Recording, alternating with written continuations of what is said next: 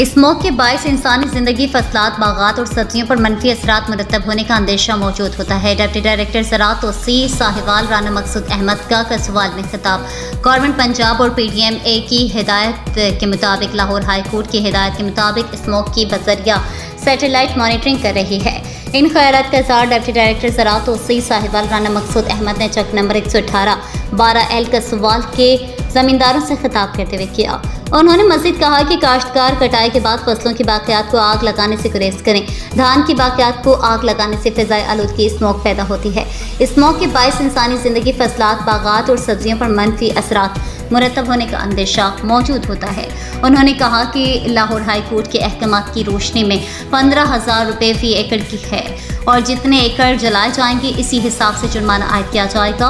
कोई भी काश्तकार इस मुबालगा में न रहे कि इसकी जलाई गई बाक़ियात इदारों की नज़रों से ओझल हैं, क्योंकि सैटेलाइट जलाए गए रुकबा की निशानदही करेगा। लिहाजा तमाम काश्तकार धान की फसल की बाक़ियात मड पराली को आग लगाने से बाज रहें और माहौल को आलूदा होने से बचाएं।